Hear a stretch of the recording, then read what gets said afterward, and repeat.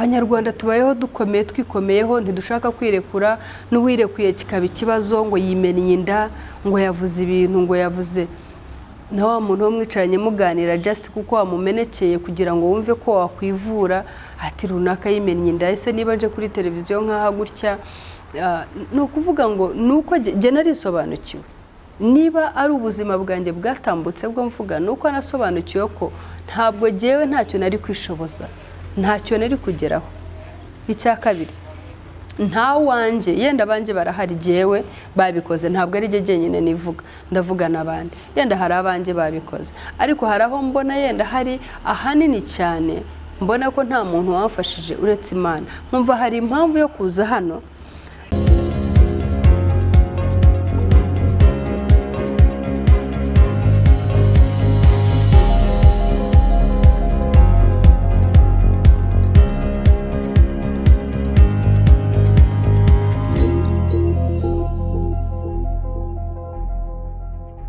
Turabashuje mwese bakunzi ba Team TV yasashimwe mwaramutse abo mu Rwanda n'ibindi bihugu biri mu gitondo muri aka kanya mwaramwiriwe abari aho bwije abamaze kugera mu buri namwe turabifuriza kurota Imana. Rero dushimye Imana ku munsi wa none ko dushoboye kongera kuboneka hano n'ubuntu bw'Imana njya mpora mibabwira nukuri ntabwo tuba twibagiwe ko hari benshi bo twari tuzi abo tutazi baba bamaze kugera hacicikirwa tuba dufite rero impamvu yo gushima Imana ko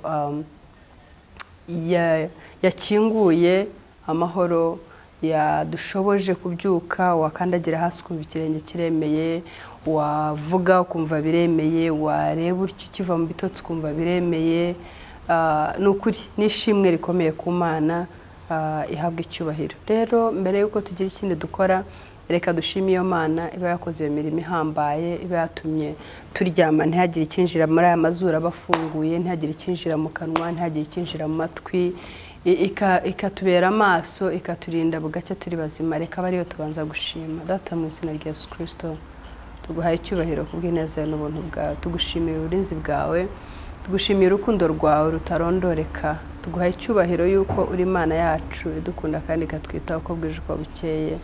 Tugushimiye rero umunsi wa none waturemeye tugushimiye ko mwami wateganije ko turi ubunezererwemo turaguhamagaye nk'Imana yo ngo ubane natwe udushoboze kugira ngo tunezererwemo erega byose nta na kimwe twakwishoboza tutagufite uko n'ubundi ijambo ryawe rivuga ko dushobozwa byose na Kristo we uduha imbaraga nuko niwe waduha imbaraga zinezerwa mu gihe tugoswe n'amakuba niwe waduha imbaraga zishima mu gihe tugoswe n'ibitubabaza niwe waduha imbaraga zibaho kandi hari byinshi bitwica niwe waduha imbaraga zatuma twatura yuko turi bazima kandi turi abapfu niwe waduha imbaraga wenyine atari wowe kuri twebwe birakomeye kandi biragoye.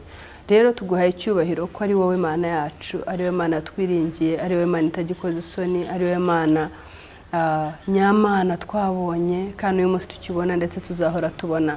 Mwami nongeye gushimira yuko ijambo rye riduhumuriza uko wari uri ni kuri nakuzahora nta na kimwe kizaguhindura nukuri ibyo bintu bijya binezeza umutima wanjye kubera ko umwana w'umuntu arahinduka ejo akaguhinduka ibyo mwumvikanya akabihindura ibyo mwavuganya akabihindura nukuri mwami njya nezezwa cyane nuko wari uri ari kuri ndetse nakuzahora izina rye rihabwa icyubahiro.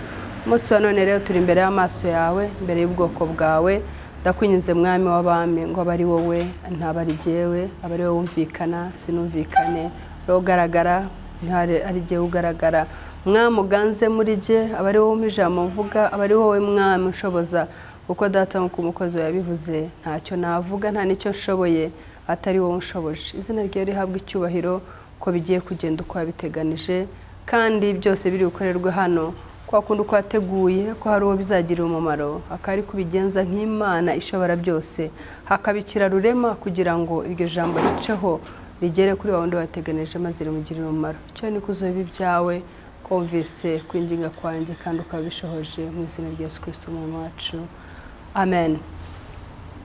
Yes nongeye kubasuhuza rero ngira ngo muramenyereye kubibwira mba numva sa n'ubisubiramo ariko mba numva mwana amaze kumenya nka Mama Ganza, Kajoli, Muganwa, Jojo, Aunt Jay.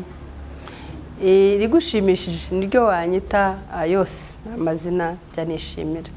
Rero Imana iduhana umugisha, muri abantu beza cyane njya mpora mbasubiriramo. Team TV ntabwo yabaho mudahari, nta nubwo nta n'intambwe yatera tutabafite. Nimwe rero mujya mutuma Team TV ibaho buri munsi kubera Imana yabaduhaye, namwe mukemera mukaza mukabana natwe mukadufata amaboko mukadushoboza. No kuri niyo mpamvu tujya tugira izindi imbaraga ziza nk'uko nguko, tukagira indi jambo tuvuga, tukagira ikindi gitekerezo dutanga. Ni ukubera ko tubafite nk'inkoramutima zacu, nk'imbaraga zacu, bajyanama bacu, inshuti zacu.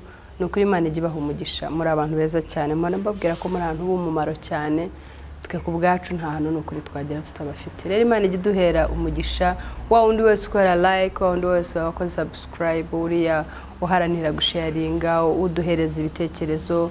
Ari hariya hari abakunda kwandika ariko hari n'abadakunda ko bagaragaza comments zabo, ariko ndabashimira mwebwe mujya muca iruhande mukamvugisha. Ni ukuri biranyubaka cyane, bikampa n'imbaraga zo kumenya igikurikiyeho cy'umuntu yakora. Uyu munsi rero nagarutse, uyu munsi naje, umunsi ndagira ngo tuganire. Sinzi muri mwebwe wabaza ikintu cyitwa ipfunwe icyo ari cyo. Ese tuzi ipfunwe icyo rivuze? Ipfunwe ni iki? Nagiye nganira n'abantu benshi, nkurikije ibiganiro bijya bitambuka hirya no hino, nsanga hari ubwo icyo kintu kijya kibera ikibazo gikomeye. Wa muntu ushobora kuba yaragize uruhare ku kintu runaka, kimwe cyangwa bibiri cyangwa byinshi, bigatuma agira ipfunwe. Noneho ndavuga nteka tuzaganire hano tuvuge ngo ipfunwe ni iki. Ipfunwe jye kuri jye numva ari cya gihe cyo hari ikintu numva muri jyewe nishinja akabe nashoboye gukora ariko sinyikore. Ipfunwe numva ari cya gihe cyo numva ko hari ijambo nakabaye naravuze ndibwira umuntu runaka twicaranye, uriho cyangwa utakiriho, ariko noneho nkaba ntararivuze, nkahora niryo pfunwe yuko iryo jambo ntarivuze, ahari ndiyo ndivuga byari kumera gutya. Ipfunwe njya numva ari ikintu gishobora gutuma ubaho nyine utaguwe neza, utanezerewe, kubera ko wicara hakagira ikintu kigukomanga kikakwibutsa ngo ariko hari iki n'iki mu by'ukuri utakoze kandi wagomba kuba warakoze. Rero ni ukuvuga ngo jye navuze ngo uyu munsi tuganire turebe ngo ipfunwe riterwa n'iki, ni ikintu cy'ipfunwe ubwacyo n'iki, hanyuma riterwa n'iki. Hanyuma se ubundi umuntu akwiye kurigira gusa akavuga ati mfite ipfunwe n'ubundi nararigize reka ndyicarane reka ndekeraho nta kundi, cyangwa se hari uburyo iryo pfunwe rishobora kuvurwa rigakira? Ipfunwe ni ikintu ki? Ese wowe ubyumva gute? Ndagira ngo tuzakiganire iki kintu, niba ngombwa nzatumira n'abandi batumirwa baze batuganirize ku kintu cyitwa ipfunwe, tumve neza ko bishoboka ko umuntu yakigumana akarinda gipfana, cyangwa se ko bishoboka ko cyavurwa. Ese ipfunwe ryo ni indwara mu zindi ndwara, cyangwa ipfunwe ntacyo rivuze? Se wowe ntacyo rikubwiye? Ese ntaho rigukomanga, ntacyo wumva rikubwiye ipfunwe? Ipfunwe ni ikintu cy'ukuri wowe urifata gute? Rero naje gutekereza nsanga ipfunwe ari ni ikimungu, ni indwara mu zindi ndwara. Umuntu ufite ipfunwe igihe cyose nyine aba ari jene, aba afite nyine ikintu kimuboshye, kimutsikamira, kimubwira ngo nta kuntu wagira utya kandi utaragize utya, nta kuntu wavuga iri jambo ngo uribwire Jolly kandi mu by'ukuri utaramugiriye utya. Ese uribuka yuko Jolly yabuze school fees ariko wowe uzifite? Ubwo mbavuga Jolly nababwiye ko nashaka kujya mvuga amazina y'abantu, mvuge Jeanne, asange hari uwo tubiziranyeho witwa Jeanne, wambwiye ko yabuze school fees cyangwa tuziranye, avuga ati Jolly yagiye kuntamaza ajya kumvugira hari imbere ya kamera. Niyo mpamvu uzajya nsubiramo Jolly, ejo nawe ntihazajye icyo guhoma ukavuga uti undi yari yavuze ko namwimye school fees cyangwa ibyo kurya cyangwa iki nawe. Navuze ko nzajya nkoresha izina ryanjye. So ndibaza ngo ese ipfunwe buriya birakwiye yuko turigumana tukarinda dupfa tugapfana naryo? rero navuze ngo tuganire mvuge ngo kwipfunwe giko ndyumva ipfunwe je numva ari cya gihe cy'umuntu ushobora kuba ushobora kuvuga utari udafite ikibazo cyo kutavuga ushobora kuvuga ariko noneho nkaguhingukaho nkakugisha inama kandi mu by'ukuri ubyumva neza ubona inama nkugisha hari icyo wakangiriyeho inama kikandamira ariko ukabyangira kubyangira nabyo naje gusanga atari uko yenda uvuga ngo oya wasingiye kubwira Jolly niba ari urushako ngo mwigishe umubwire ngo ubaka gutya bigenze gutya reka ejo atazavuga ngo ni runaka bimbwiye ese ejo yenda bitazanga hanyuma akazavuga ati ni runaka wambeshye oya sanga hari n'ubwo bibaho kubera yuko wa muntu ubwe gusa atisobanukiwe atumva uwo ari we atumva umumaro we kuri iyi si atumva ko hari icyo yamarira wa muntu bikamugirira umumaro kubera ko ubwo atisobanukiwe atazi uwo ari we bigatuma yumva ko akwiye guceceka ntagire icyo abwira Jolly ese n'umwana waguhingutseho adafite school fees kandi ufite amafaranga unanirwa kuyamuha yenda binatewe n'utubazo nawe tukugose ukavuga uti sibo ninyamuha ko nari nkeneye ko biraza kugenda biti oya reka no mwana mubwire ko nta mafaranga afite ejo wa mwana akazagira atya kiga neza akabaho neza wowe ubuzima yenda bugasubira inyuma we kuko ari umujyambere ejo ubuzima bwe bukazaba bwiza akaziga kwishida nyine mu bibazo ariko akiga yavaho akazagira atya Imana yo mwijije kamugira neza agasoza amashuri ye none ejo mukazahura this time ibintu byarahindutse ari wowe ubuzima buri hasi wa mwana ubuzima bwe bwarabaye bwiza noneho ukagira ipfunwe ukumva ntufite imbaraga zamubwira ibibazo byawe kuko wibuka neza ko hari igihe aguhingutseho unanirwa kugira icyo umumarira nyamara ubishoboye ariko ufata ibibazo byawe usanga utabisumbisha ikibazo cye bituma ntacyo umumarira ese bishoboka ko yaguhingutseho yenda uvuga uti ubundi si uyu mwana ari mu nshingano zanjye n'abanjye ndabona mfite ibibazo bitarangira oya reka ashwe reka wa mwana nta mafaranga mfite rwose mba nkwigishije none hejuru rero bikazaba ngombwa ko bigera cya gihe koko ubuzima bwe bwahindutse wowe ubwawe bwagiye hasi ni ukuri ukumva ufite ipfunwe ukananirwa kuba wamuhinguka imbere cyangwa naho utahura nawe ukajya ubyumva ngo runaka ngo ubuzima bwe bwarahindutse wa mwana wakugeza imbere ukabura uko umugira kandi ubishoboye ubuzima bwe bwarahindutse ariko ukananirwa kuba wamutunguka imbere kubera ko uzi neza ko hari igihe utamugiriye umumaro kandi wari ubishoboye wa wundi wo natangiranye nawe mvuga ukananirwa kumugira inama yonyine burya inama reka mbabwire ngo ni ikintu gikomeye cyane ni ikintu burya bateye imbere bo bishyurira aricara akishyura ntabwo ashobora kwicara ngo avuge ngo ngiye kugisha inama Jolly gusa nta kintu cyo yitwa azi neza ko nta kintu gihenze nka wa mwanya Jolly ari bukoresha amugira inama nta kintu gihenze nk'igitekerezo cyo Jolly ari bukoreshe amugira inama kuko ushobora kuba ufite amafaranga akagupfana ubusa kuko udafite inama ushobora kuba ufite ibintu bya mirenge niko njya numva tuvuga mu kinyarwanda ariko ntibikugirire umumaro kubera iki nta gitekerezo kizimufite cy'uburyo wajera bya bintu bikabyara ibindi ugasanga ahubwo bigupfiriye ubusa rero ni ukuvuga ngo inama ni ikintu gikomeye cyane wa muntu rero ko utamugira inama bya biri byakugishagaho inama ejo akazagira atya akagira uko abirenga akagira uko Imana imufasha akabivamo byari bimugose niba ari urushako rwari bumerere nabi niba ari ubuzima bwari bukakaye niba ari n'izo school fees utazifite ariko ukaba wamugira inama nzima noneho kubera bwa buzima yari arimo Imana ikaza kugira gutya ikamuhindurira amateka akagira indi ntambwe atera wa mwana cyangwa wa muntu uzahura nawe wumva ufite ipfunwe uvuge disi abazungu baravuga ngo had I known comes after iyo nza kubimenya buriya ni ukuri mba nagiriye inama uriya mwana uriya mubyeyi mba namugiriye inama noneho kubera ko nyine utabikoze ugahora wumva ufite iryo pfunwe ufite ipfunwe rikaguhorana mu gitondo ku manywa n'ijoro uko akagukomanza ukabyibuka ukumva ufite ipfunwe yuko ntacyo wakoze rero nkavuga ngo ese birakwiye yuko umuntu akomezanya iryo pfunwe ese ryavurwa, ni uburwayi bwavurwa bugakira cyangwa ni ikintu cy'umuntu akwiye kuvuga ati reka mbane nacyo nta kundi byarabaye. Ngira nkumva ko mbere yuko ngeraho ku buryo bwo twakwivuza niba bishoboka, nagira ngo mbwire ba bantu bishoboka ko yakugeza imbere cyangwa azakugera imbere ariko udafite icyo ufite.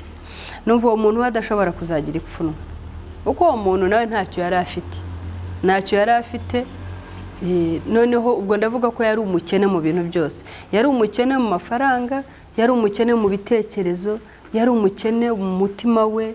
Icyo gihe nibaza ko nta n'ipfunwe wazagira kuko kuba umukire ntabwo ari ukugira ibintu. Njye mbivuga ngo kuba umukire si ukugira byinshi, ahubwo umukire ni umutima. Iyo ufite umutima ukize rero utekereza neza, ugira ibintu byiza biwuzuye, ntabwo rero biwugora cyane kuba byawurekura bigatuma byafasha n'undi uri hanze. Urumva rero uri umukene ku mutima na bya bitekerezo. Ushobora kuba ntafite amafaranga agewe, ariko igitekerezo nguhaye kigatuma ubona amafaranga arenze nayo nari kuguha.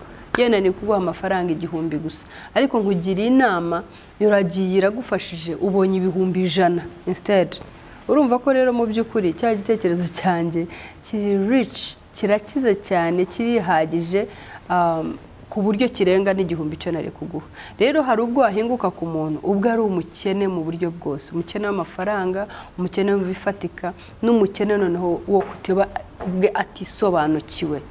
Kutisobanukirwa nabyo mbona ari uwundi mukeno, kuko iyo wisobanukiwe urumva ko hari icyo wamara muri society. Shobora gutanga icyo gitekerezo kikagufasha, shobora kuba nakuganiriza mu byo tuganira akaza kuvamo ikigufasha.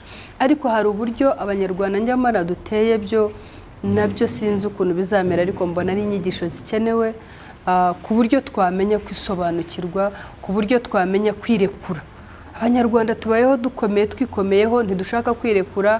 N'uwirekuye kikaba ikibazo ngo yimennye inda, ngo yavuze ibintu, ngo yavuze na wa muntu wo mwicaranye muganira just kuko wamumenekeye kugira ngo wumve ko wakwivura, ati runaka yimennye inda. Ese niba nje kuri televiziyo nkaha gutya, no kuvuga ngo nuko je narisobanukiwe. Niba ari ubuzima bwanjye bwatambutse bwo mvuga, nuko nasobanukiwe ko ntabwo jewe ntacyo nari kwishoboza, ntacyo nari kugeraho. Icya kabiri, nta wanje yenda banje barahari, jewe babikoze, ntabwo ari je jenyine nivuga, ndavuga nabandi. Yenda hari abanje babikoze, ariko haraho mbona yenda hari ahanini cyane mbona ko nta muntu wamfashije uretse Imana. Nkumva hari impamvu yo kuza hano nkavuga ukuntu numva jewe ko Imana yabimfashije, wowe uyumvise bishobora kugeraho bigukura bikajyana aho bikugeza, ishobora kukuviramo ikintu cyatuma ubona icyo wifuzaga. Je nkavuga rero ngo nta pfunwe nge nzagira, kubera iki nashoboye gutanga bwa bukirege mfite, bya bitekerezo mfite narabitanze. Ahari yenda hari uwo cyagiriye umumaro. Ndashimira abantu ntari buvuga amazina, ariko tumaze kuganira nkasanga inama zo tujya hangaha zibagirira umumaro, zigira aho zibakura naho zibageza. Hari benshi bagiye bambwira ubwigunge bari bafite, cyane cyane ejo bundi hari ibiganiro byinshi bijya bitambuka, abantu bajya babimbwira ati pe dufashwa n'ibiganiro binyura kuri channel yawe. Ariko ejo bundi aho ntangiye ubuhamya, hari benshi bambwira ati ubuhamya bwawe twebwe bwaratwubatse, bituma bampambukira bambwira ibintu byinshi cyane byari bibaremereye, bibatsikamiye, bumva ko nta wundi muntu wahuye nabyo kuri iyi si, ariko bumvise ibyo nahuye nabyo, bumvise aho Imana yankuye, bibongera imbaraga, bibaremera amashimwe, ndetse bibaremera kwizera muri bo yuko aho Imana yashoboye kunkura, ya Mana itagira abantu ku butoni nabo izahabakura. Rero no kuvuga ngo banyarwanda tuze twisobanukirwe, twige imbere ya kamera tuvuga ibisenya, twige imbere ya kamera tuvuga ibintu biteye isoni. Reka tujye imbere ya kamera utanga igitekerezo, cyangwa naho wicaye si ngombwa imbere ya kamera. Ntabwo twese tuzajya imbere ya kamera, nayo n'indi mpano, ni ikindi kiganiro. Ntabwo ari buri muntu uzashobora imbere ya kamera, ariko nitwisobanukirwe, tumenye abo turi bo, tumenye impano z'Imana ziri muri twe, tuzifashisha abandi, bizabagirira umumaro kurenza no kwafata amafaranga ukayabaha. Ikindi nacyo niba utabishoboye mugenzi wawe akabishobora, nyamuneka wibifata nkaho ari ishyano. Fata ahubwo yuko we ni impano Imana yamuhaye, arayisobanukirwa, ayikoresha uko yagombaga gukora. Rero no kuvuga ngo we ashaka kutazagira ipfunwe, wowe ahubwo ugahora n'ipfunwe cya kindi cyo yavuze yenda cyagukomanzeho kuko wasanze ko utaragikoze kandi wari ushoboye kuba wagikora.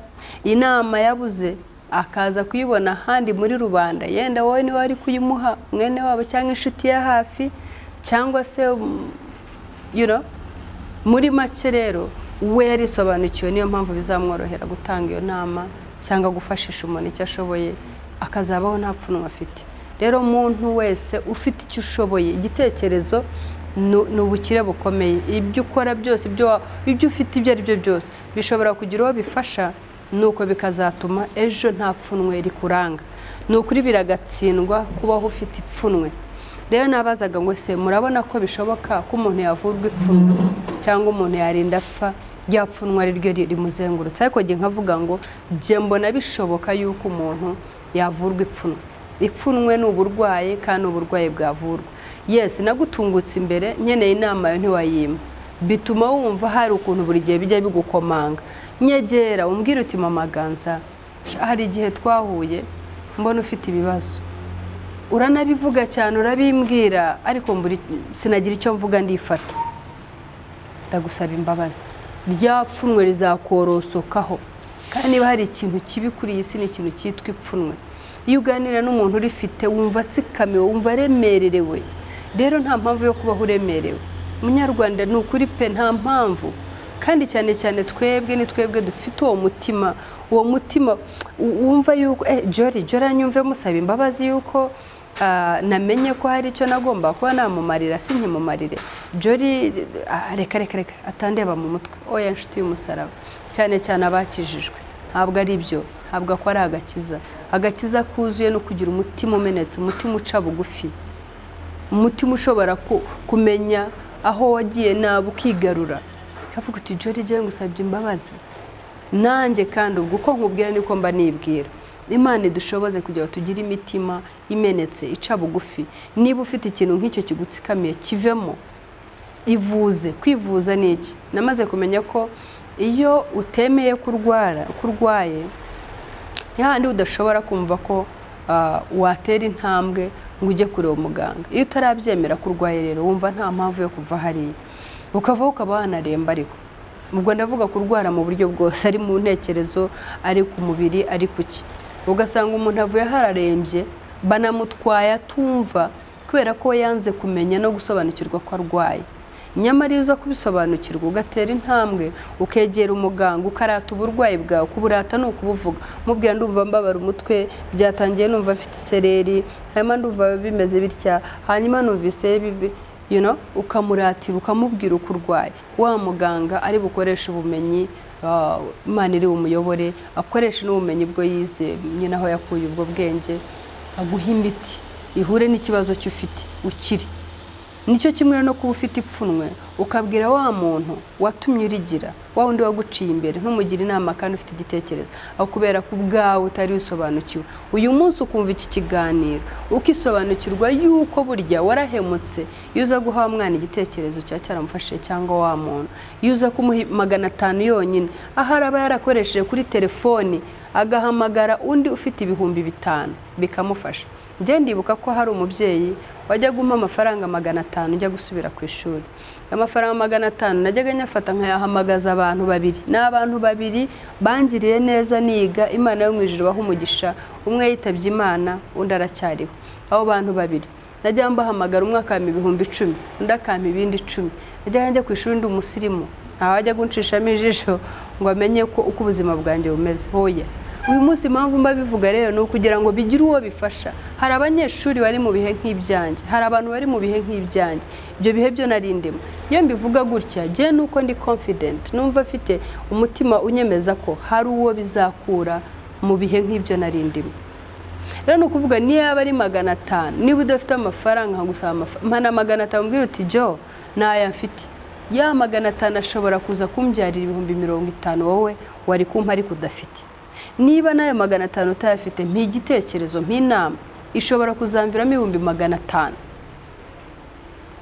Rero no kuvuga ngo mu gihe bitabaye, uyu munsi ukabumva iki kiganiro cyangwa n'ahandi uzacyumva kikubwira ipfunwe ibyo ari byo ukabisobanukirwa, yane ntiwari ubisobanukiwe, gira umutima uciye bugufi, wegere wa muntu musaba imbabazi. niko kwakurata ya ndwara. Wa muntu azaguha imbabazi, niwo wa muti umuganga h'umuntu. Uzakira ubuzima bwawe wumva ubayeho uri free. Uzaruhuka wumve ko umutima wawe uraruhutse, uhumeke wumve ko umutima wawe uruhutse. Mwikwiyica muriho, mwikomereza ubuzima burakomeye. Igiye kurushaho kubukomeza bwaguhitana. Rero ndagusabye ngo wikwiyica kandi uriho, witsikamirwa n'ikintu cyushobora kwivuza. Ubwo n'uburwayi mu bundi, ariko wivuje bwakira kandi ubuzima bwawe ukabaho nta kintu kigushinja. Rero nshuti z'Imana, navugaga ngo ipfunwe ni uburwayi bubi bushobora kurinda rwose bukugeza ahantu habi, kubera ko just wananiwe gutandukanya iminwa, ubwira umuntu wagiriye utahaye icyo wagomba kumuha ugifite, hanyuma umubwira I'm sorry. Iryo ni ijambo rigufi ariko rinaniye benshi, na cyane cyane n'ukuri abanyarwanda tubyemeranyeho. Hari abantu benshi bo twagiye duturana b'abanyamahanga. Ijambo sorry, ijambo thank you, ijambo mu Kinyarwanda ijambo ndasaba imbabazi, ijambo urakoze, ijambo ayo magambo araborohera cyane. Barayasobanukiwe bumva uburemere bwawe n'umumaro wayo. Rero natwe ndabasaba ngo tuyasobanukirwe. Wikumva ko ndi bukugayire kuciye bugufi musaba imbabazi. Wikumva ko ari bwo ndi bukurebe nk'umuntu udafite umumaro, ahubwo fata ko ari bwo wihesheje agaciro. Niyo mpamvu umubyeyi wacu ahora atubwira ati agaciro nta wundi uzakaguha, ni wowe ubwawe uzakiha. Mu gihe cy'uzambwira I'm sorry, bizatuma nanjye nkubaha, bizatuma hari intambwe numva nteye. Rero Imana idushoboze kugira ngo dutandukane n'ikintu ipfunwe. Ni uburwayi bwatumunga ariko n'uburwayi bwakira tubishatse. Rero Imana yo mu ijuru duhana umugisha, mwumve yuko naje uyu munsi ivuga ngo dusobanukirwe ipfunwe icyo ari cyo kandi dutandukane naryo. Nta mpamvu yo kubaho dufite ipfunwe. Imana yo mu ijuru ibaho umugisha kandi idushoboze, kuko ku bwacu ntabwo twabyishoboza. Iyo ntambwe noneho yo kujya gukira ipfunwe ni intambwe ikomeye. Rero Imana yo mu ijuru duhana umugisha, kandi ubutaha tuzongera guhura nanone tuvuga ku kindi kiganiro gikurikiye, ubwo muzakimenya. Data mu izina rya Yesu tuguhaye icyubahiro. Twakuraritse tujya gutangira iki kiganiro, twongeye kugushimira yuko wabanye natwe, twongeye gushimira ko ari wowe waduhaye amagambo tuvuga. Nizera nashidikanya yuko nta ryarenzeho uko yagambiriye niko yasohotse. Rero ndakwinginze kugira ngo iryasohotse atari wowe Mwami, ndakwinginze kugira ngo iryo ngiryo riteshwa agaciro kandi ntiryumvikane mu matwi y'abantu. Babandi nanone Mwami wateganirije ikiganiro kizagira umumaro, kiri inzira hitari Mwami kugira ngo bacyakire kandi kibagire umumaro.